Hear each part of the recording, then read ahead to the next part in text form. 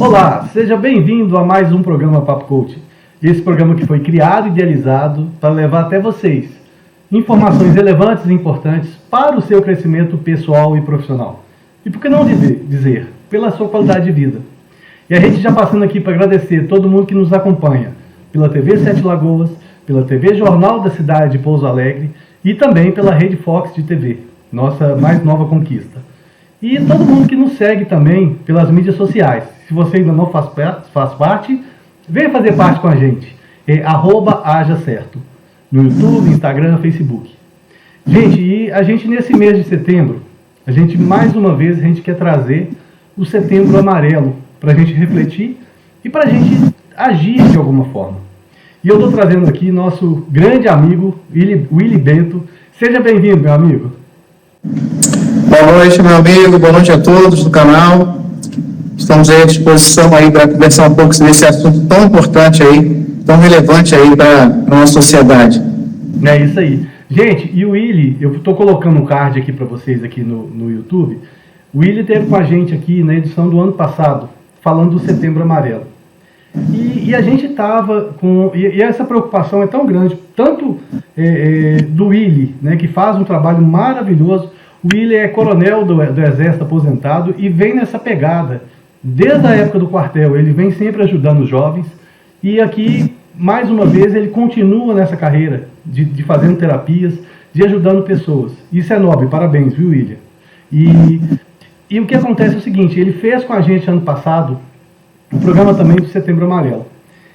E a gente estava recuperando a pandemia, né, toda aquela situação, então muita gente fragilizado, e o que a gente está vendo hoje, William, é um aumento ainda maior disso, né? O Setembro Amarelo, cada vez ele está tendo uma importância maior para levar essa informação para a conscientização das pessoas, né? Não só das pessoas que podem ajudar, mas das entidades também que precisam fazer alguma coisa, não é isso? Essa questão aí do Setembro Amarelo, a importância disso, né? É exatamente marcar aí um momento de reflexão sobre o assunto.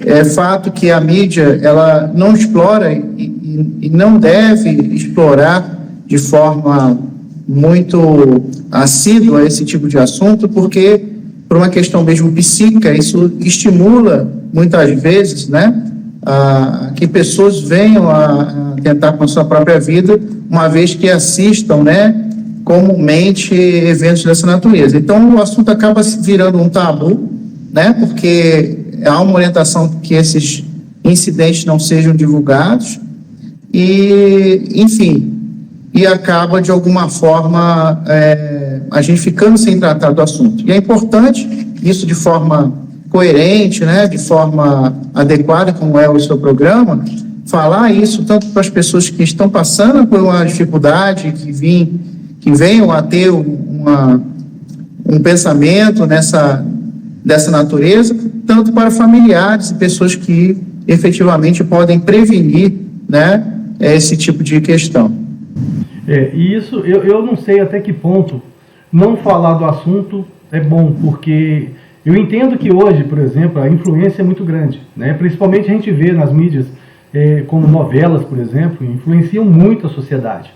Então, assim, a responsabilidade que todas as TVs, e a gente até do próprio Papo Coach, todos os programas que têm audiência, é importante essa consciência, porque você é um método de influência, para o bem ou para o mal. Depende do que você está falando e depende de como a outra pessoa vai estar interpretando também. Então essa responsabilidade, essa autorresponsabilidade tem que ser muito grande.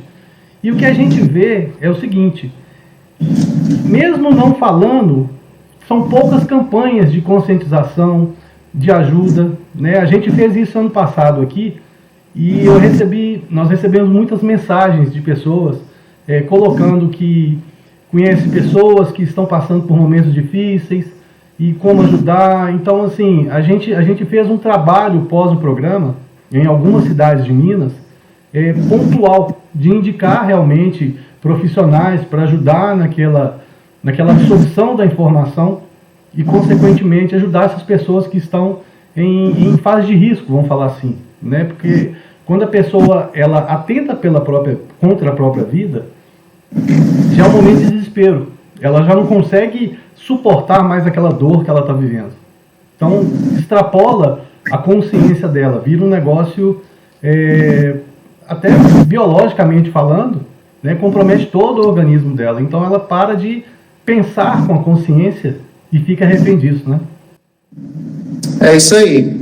Existe aí um caminho, né, uma trajetória que muitas vezes é silenciosa, né? Ela começa de um pequeno desânimo, de um insucesso profissional, né, de um desajuste econômico, né? Muitas vezes, né, a gente pensa que é só uma questão de fatores psíquicos, né? Aí você falou muito bem da pandemia, né? A pandemia trouxe aí, não necessariamente a ver com a questão da doença em si, né? Mas com o isolamento social, né? As questões mesmo de recursos econômicos, né? Muitas pessoas tiveram bastante prejuízo econômico e desajuste econômico dentro da sua família, dentro do seu grupo social. Então, tudo isso vai trazendo aí um conjunto de fatores que favorecem isso. O uso de drogas, a gente está falando só de questão das drogas ilícitas, até mesmo os remédios ansiolíticos, enfim, prescritos, né, usados de forma inadequada, também geram questões, né, importantes aí no desajuste psíquico. O abuso de álcool, né, que foi visto também nessa época pandêmica, houve um grande aumento, né, questão aí de jogos, né, especialmente os jogos que geram vícios, jogos de aposta, né, as pessoas usaram no primeiro momento do confinamento como uma diversão e acabaram, né, fazendo disso aí uma forma de tentar se reajustar economicamente, só piorar o quadro. Então, ao sair desse momento que a gente viveu aí poucos anos atrás, muitos dos fatores de risco que levam aí à ideação suicida, né, foram gatilhados, né, foram amplificados. E por isso, como você comentou anteriormente, parece que houve um aumento, sim, desses fatores, né, pós-pandêmicos, que não tem a ver necessariamente com a doença em particular, mas tem a ver com todo o conjunto que vamos dizer assim, que essa pandemia gerou, né, na sociedade mundial, né, não é só aqui no Brasil.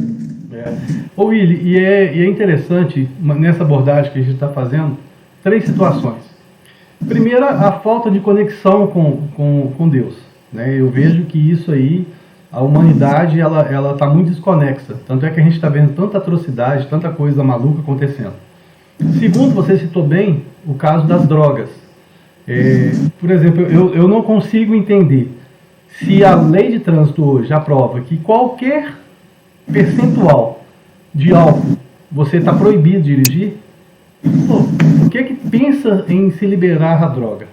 Né? Sabe que isso aí é um fator conflitante, que na sociedade isso aí pode gerar grandes problemas, além de fomentar a dependência, porque a droga ela tem essa triste informação de criar uma dependência nas pessoas. E sem falar daquelas drogas. Eu fiquei sabendo hoje de uma droga chamada, eu acho que K9, alguma coisa assim, que é uma coisa absurda, né? Então, assim, todo esse mecanismo, para quê? Para tirar a pessoa da consciência. Porque quando a pessoa não tem consciência, ela vai seguir alguém, entendeu? Ela vai seguir algum resultado de alguma pessoa, alguma coisa assim. E uma terceira visão também é o seguinte, é a fuga. Você citou muito bem a questão dos jogos. E hoje o que a gente vê são plataformas que são homologadas, que são legais, onde as pessoas apostam. Apostam em time de futebol, apostam em corrida de cavalo, apostam em várias coisas. E aí, o que acontece? É um jogo de sorte ou azar, né? Você pode ganhar ou perder. E o que a gente vê é o seguinte, quando a pessoa está desesperada, e ela vai para um jogo, por exemplo, que, como você citou bem aí, ela, na pandemia, deixou muita gente em situação vulnerável financeiramente. Então, quando ela vai para uma tentativa de restabelecer essa hegemonia financeira, ela corre o risco de afundar cada vez mais. E uma vez que ela afunda, aí ela não vê saída, ela não vê solução. totalmente desconexa, né, aquilo que eu falei no início, desconectada com Deus, ela acaba atentando contra a própria vida. E justamente essa falta de conexão, que onde falta informação, ela não sabe o mal que ela está provocando para o ser espiritual dela. Né? Ainda tem essa linha espiritual toda envolvida, que ela não tem essa dimensão. E a gente vê, Willy, você faz um trabalho maravilhoso em relação, não só a isso, mas em relação a terapias no geral, né, de forma a ajudar as pessoas. E da mesma forma que a gente vê, por exemplo, na psiquiatria, tem momentos que você está tão acometido por um problema que você naturalmente não consegue restabelecer a ordem do seu cérebro, vamos falar assim, da sua consciência. E aí você precisa de um medicamento para te ajudar nisso. Que você precisa, pelo menos naquele momento, ter condições de pensar, né? É mais ou menos aquele negócio. Tem hora que eu não consigo mais me alimentar, alguém tem que me dar comida na boca, senão eu vou morrer. A partir do momento que eu começo a me alimentar, eu começo a reestabelecer minhas forças, aí eu volto a me alimentar sozinho. Na consciência é a mesma coisa, né? Você tem visto muito isso? Então, é fundamental aí lembrar que a procura de especialistas, né, do médico, no caso o psiquiatra, para a administração de um medicamento, ou enfim, ou de uma terapia específica, né, profissionais como os psicólogos, eu como psicanalista, a gente atua também nessa parte psíquica, todo esse conjunto é fundamental para a busca dessa melhoria. E cada fase é uma fase, como você falou, tem pessoas que precisam realmente de uma ação medicamentosa, seja para a parte psíquica, seja para insônia, seja para dor, para depressão, que a gente entende, sabe, que são questões bioquímicas, não é só uma questão psíquica, que precisam ser tratadas medicamentosamente com as orientações dos médicos e especialistas no assunto. Entretanto, como você bem ressaltou, é algo que precisa ser, vamos dizer assim, pontual, né, num determinado momento, numa determinada fase. E pessoas que mesmo que já passaram por uma determinada fase, enfim, continuam fazendo uso, muitas vezes, desses analgésicos, vamos botar assim de maneira bem genérica, né?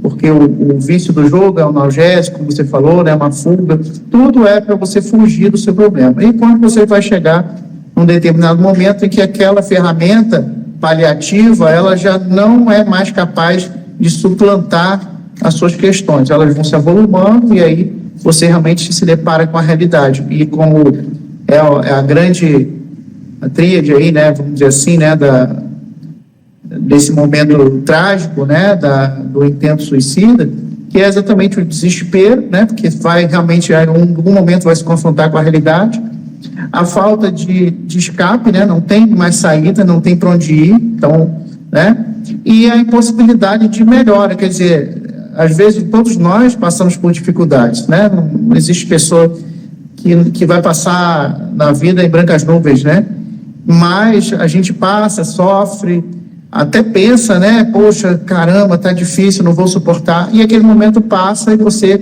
retoma, né, mas essas pessoas estão no nível que elas não conseguem, chegaram num nível X, que elas não conseguem ver quando esse sofrimento termina, né, não tem a luz no fim do túnel, então aí envolve todo esse processo, né, de degradação aí e psíquica, né, que vai gerar aí a ideação suicida, por exemplo.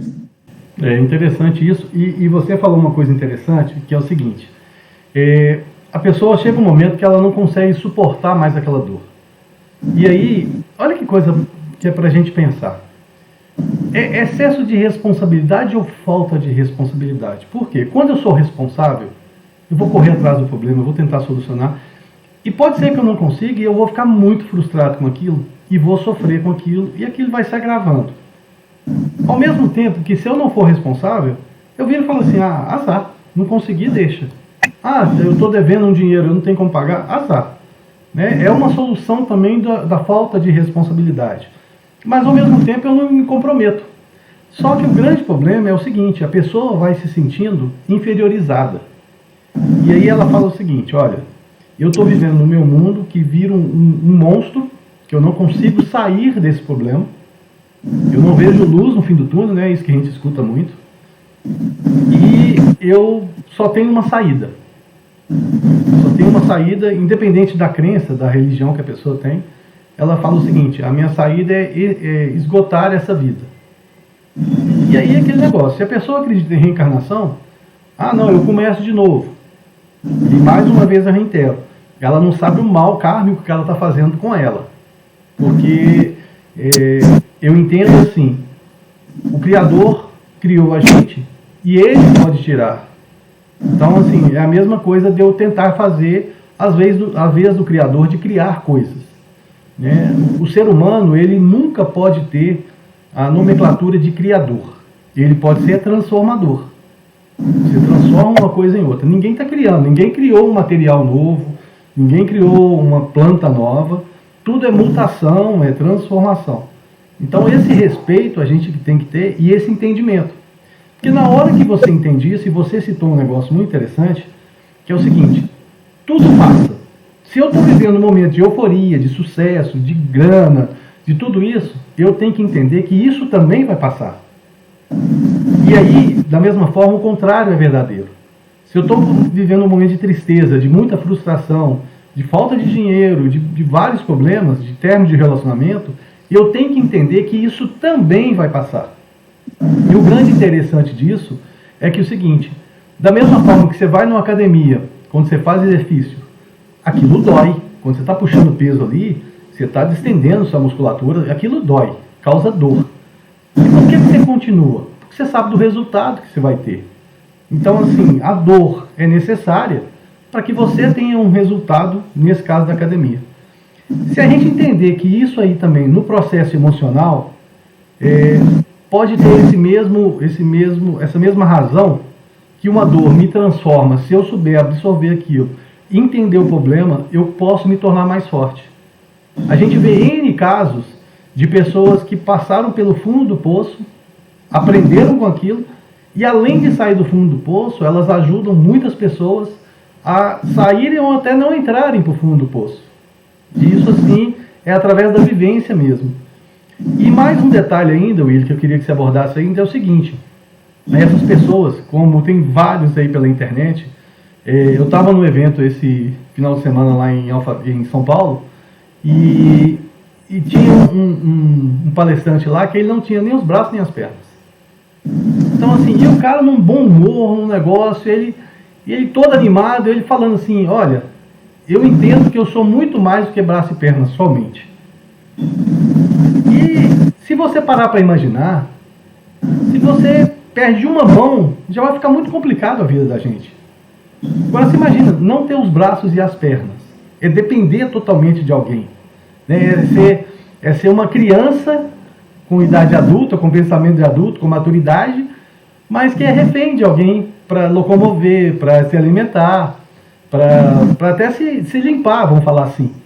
Então uma coisa que as pessoas deveriam raciocinar mais em cima disso, porque o grande problema que a gente vê que você citou também muito bem colocado, quando as pessoas elas entram nesse processo de depressão, vamos chamar assim,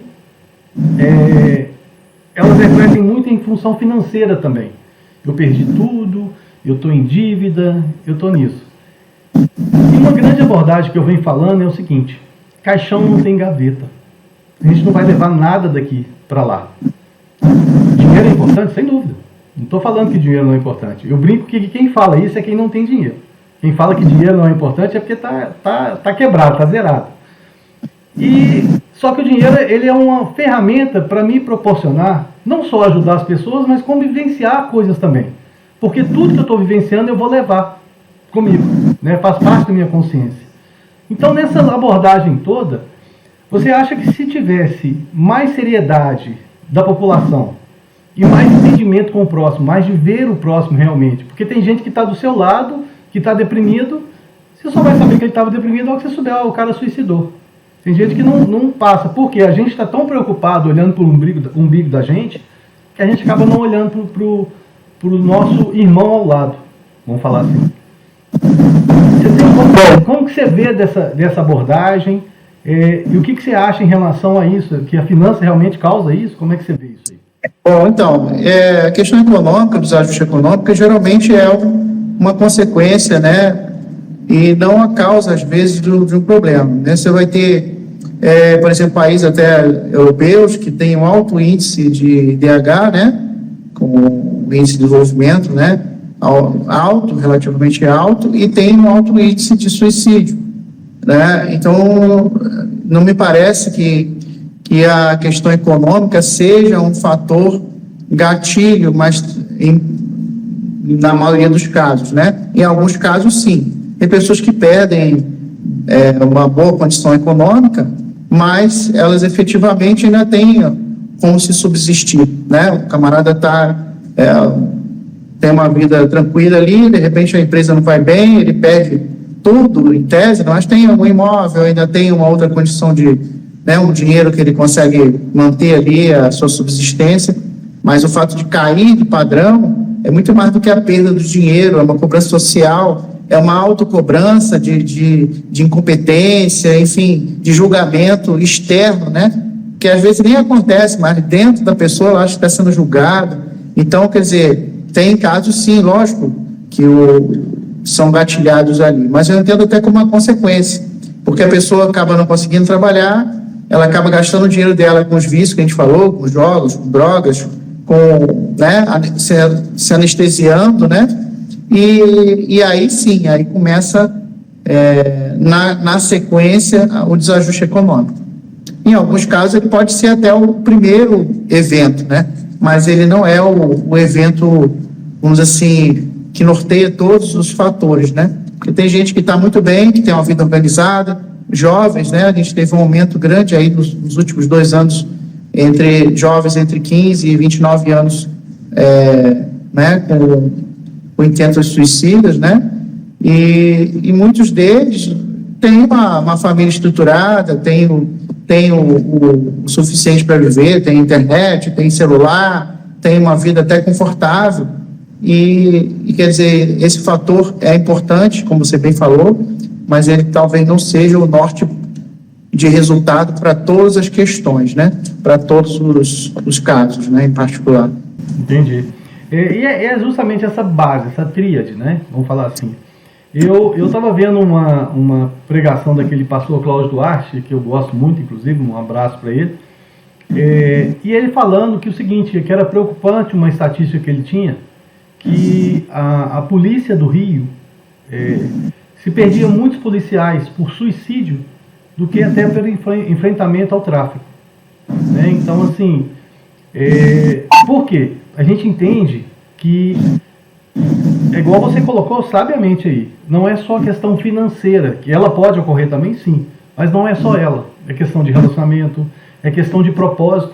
Muitas vezes as pessoas não têm propósito de vida, ou a pessoa falhou em algum processo, ela não tem maturidade suficiente para absorver aquela falha, ela não consegue entender que a falha faz parte do processo, e a falha pode ser um tijolo para você subir na escada, não falei isso. Mas nessa fase, principalmente policial, que ele tem uma vida de ambiguidade, vamos falar assim, porque uma hora ele está na frente do batalhão de choque lá, tendo que enfrentar bandido, tomando tiro e tudo, e outra hora ele está em casa com um familiar, e ele tem aquela... eu fui militar, né? Você também foi militar, a gente sabe muito bem o que o militar acaba absorvendo por estar convivendo com aquilo, né? Você acaba tendo um aprendizado que te leva... Porque o militar também, ele tem que ser resiliente, ele tem que ter garra, ele tem que ter tudo isso, porque ele vai enfrentar dificuldades na vida militar, né? E ele é preparado, no caso do Exército, por exemplo, até para um combate, para uma guerra, e ele tem que ser assim, não dá para ele sentar na pedra no meio do mato e chorar, né? Ele tinha uma brincadeira lá que a gente cantava, né? Não posso parar, se eu paro eu choro, se eu choro eu penso, e por aí vai, né? Então, assim, nessa linha, e dessa triste informação que perde-se muito policial por suicídio, falta o quê? Uma campanha nacional. Aí tem que ser um negócio, da mesma forma que você falou, que não se toca muito no assunto para não aumentar essa polêmica, né? Não criar mais pessoas motivadas a suicídio. Mas também falta também, eu acho que soluções efetivas, né, de cuidados, assim, trabalhar, por exemplo, na parte da polícia, na parte enfim, de todo mundo, bolsa de valores também, a gente vê um suicídio gigante com o pessoal que opera sob pressão, né, então, assim, chega um momento que a pessoa, ela não consegue respirar, vamos falar, e aí respirar é a vida, né, ela entra nesse parafuso e não sai, né. E aproveitando, engatando uma pergunta para você, você acha que o que poderia ser feito a nível governamental, ou a nível até da gente mesmo com o nosso próximo, de trabalhar isso para que isso não seja tão enfático assim?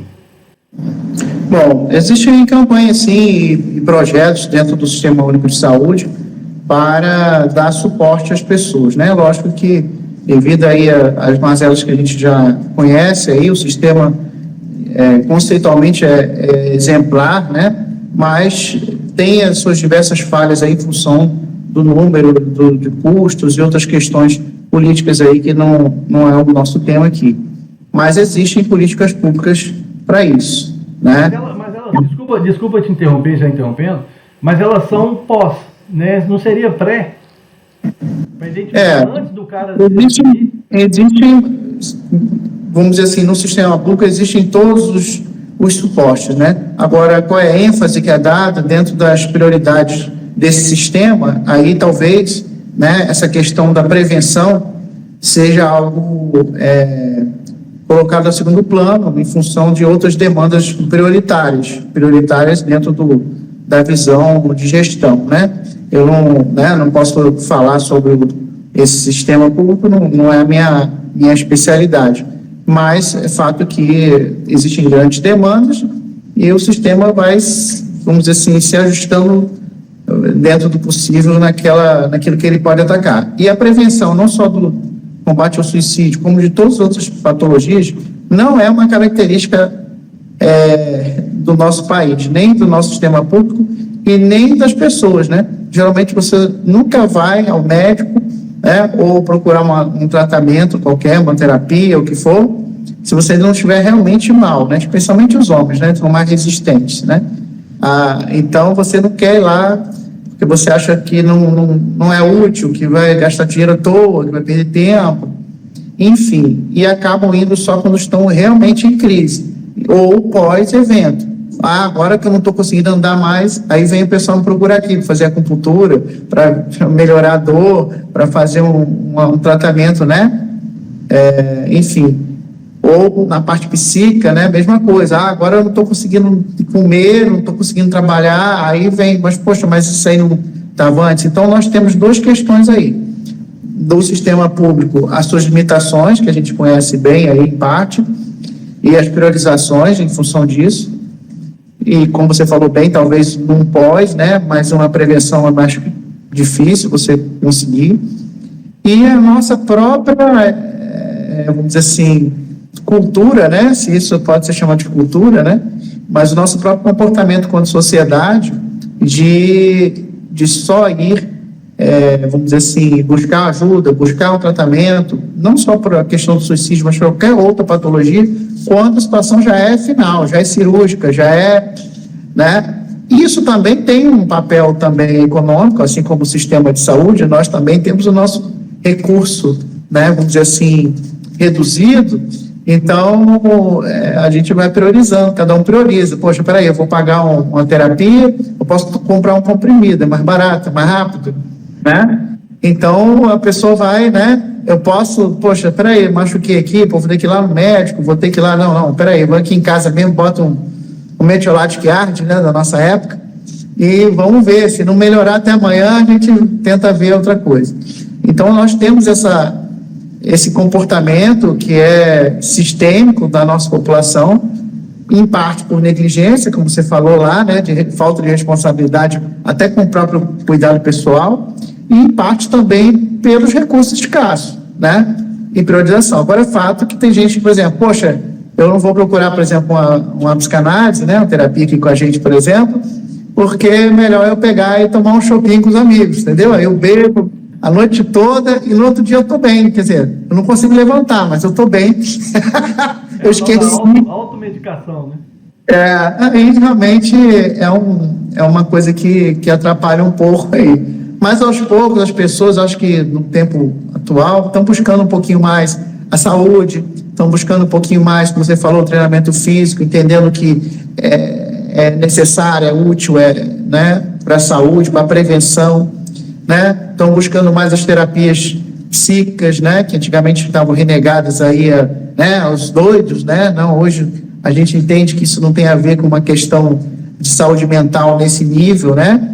Nós estamos falando que todos nós, né, segundo Freud, né, temos questões a serem trabalhadas. Todos temos um pouco, né? Então, e não é desmérito nenhum a gente procurar isso, porque isso é um autoaperfeiçoamento, né? Não é só quando a gente está doente, ou quando a gente está com limitações, mas é um autoaperfeiçoamento. Então, tudo isso eu acho que vamos dizer assim, é o cenário que a gente vive. Então, um sistema que não vai atender isso plenamente, e não vai priorizar um atendimento, certamente uma ênfase na prevenção, porque não pode, não consegue, e uma população que também, pelos recursos escassos e pela mentalidade ainda um pouco, né, de remediar, no sentido de tomar remédio e de, como a gente diz no popular, empurrar com a barriga até que a situação seja, né, imutável, né? Como já chegou gente aqui, por exemplo, com a mão, já não conseguia nem mexer mais a mão, fala, poxa, agora já que com a acupuntura a gente consegue dar uma melhorada nisso, eu falei, rapaz, se você tivesse vindo aqui um ano atrás... É varinha mágica agora, não é nem agulha. A gente até conseguiu, nesse caso, até dar uma reversão ali, melhorar a qualidade de vida, funcionalidade que a gente chama, né? Quer dizer, fazer com que a pessoa consiga, pelo menos como você falou, né? Pegar um copo d'água, se alimentar, tomar um banho, né? Isso já é muita coisa para quem não conseguir fazer, né? Mas se tivesse vindo antes, né? E é muito comum também que as pessoas vêm procurar as terapias de maneira geral e na primeira melhora, né? Elas efetivamente abandonam, né? Um exemplo clássico são os antibióticos, né? Os antibióticos têm um prazo para você tomar. Então você começa a tomar, nos primeiros dias você melhora bem, né? Já sente uma boa melhora, mas você tem que tomar até a quantidade ou o tempo que o médico orientou, até o final do ciclo, né? O médico, ele sabe direitinho lá qual o ciclo daquela doença, daquela bactéria. Então, se você melhora e para de tomar no meio, isso pode criar uma resistência àquela bactéria, ela vai voltar com mais força e aquele antibiótico já não vai servir mais.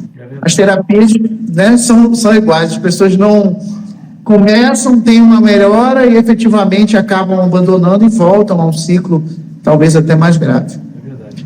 Meu querido, olha só, quando o papo é bom e é importante, igual esse assunto que a gente está trazendo aqui, o tempo voa, né? A gente já está chegando no final do nosso programa. Eu queria que você deixasse aí suas mídias sociais para quem quiser entrar em contato, quem quiser tirar alguma dúvida, quem quiser desabafar com você, como é que faz, como que a pessoa te acha nas mídias sociais? Então, nosso site é Amar Terapias para a Vida, tá no Instagram também, tá? Aí embaixo aí, ok. A gente tem a nossa página, nossa rede social. Nós estamos aqui no Rio de Janeiro, né? Com o nosso espaço aqui, onde a gente tem cursos, tem treinamentos e atendimento ao público de maneira geral. E esse mês, em particular, a gente está lançando aí o projeto da terapia em grupo, tá? Gratuito, tá? Focado aí no Setembro Amarelo, tá? Então já fica aí o convite, quem estiver aqui pelo Rio de Janeiro pode aparecer aqui, conversar com a gente, para a gente dar esse apoio aí. Perfeito, meu amigo. Willy, mais uma vez, muito obrigado pela sua participação aqui com a gente nesse assunto tão relevante e importante. E agradeço demais sua colaboração aí. Eu que agradeço, valeu. E a gente vai ficando por aqui. A gente chegou no final de mais um programa Papo Coach. Espero que esse assunto tão relevante, de tanta importância, que sirva para você e sirva para você também encaminhar para quem está precisando ouvir isso, para quem está precisando saber que tem saída, que tem solução. Então, se precisar, encaminhe o link desse programa para alguém, para assistir, enfim. E agradecer a todo mundo que nos acompanhou aqui, pela TV Sete Lagoas, pela TV Jornal da Cidade de Pouso Alegre e pela Rede Fox de TV. E todo mundo que está nas nossas mídias sociais, @hajacerto, seguindo a gente. E o programa Papo Coach chega ao fim e a gente fica por aqui e se vê por aí, num próximo programa ou pela internet. Um grande abraço. Tchau.